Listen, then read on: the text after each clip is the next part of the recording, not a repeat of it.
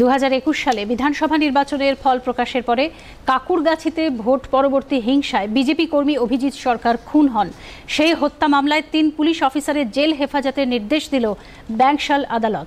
গতকাল ছিল এই মামলার শুনানি। রক্ষকই ভক্ষক মন্তব্য করে 31 জুলাই পর্যন্ত অভিযুক্তদের জেল হেফাজতের নির্দেশ দেন বিচারক। আমরা যেটা বলেছি তার সঙ্গে দীপঙ্কর দেবনাথের তো ফটোও রয়েছে, আমার ভাইয়ের তোলা সেই ছবি, যে এরা কী করে ঘটনায় ইনভলভ ছিল।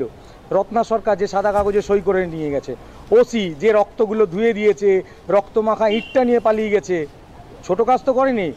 আজকে তো দেখতেই পাচ্ছেন শাসক যেখানে তাদের এই রূপ, ইনি আমার মনে হয় তো একটা অভিজিৎ না, এরকম অনেক অভিজিতের খুন এই নারকেলডাঙ্গা থানা এলাকায় হয়েছে বা এই অফিসার থাকতে এরা অনেক খুনকে এরা ধামাচাপা দিয়েছে, ফলস এফআইআর করে সাদা কাগজে সই করে। মহামান্য বিচারক আজকে সেগুলো তার কাছে সামান্য একটা কেস এসছে, তদন্ত যদি চলে এদের বিরুদ্ধে দেখবেন এরকম অনেক কেস এরা ধামাচাপা দিয়েছে। অনেক মায়ের কোল খালি হয়ে গেছে, কিন্তু আসামিরা আজকে ঘুরে বেড়াচ্ছে এদের দৌলতে।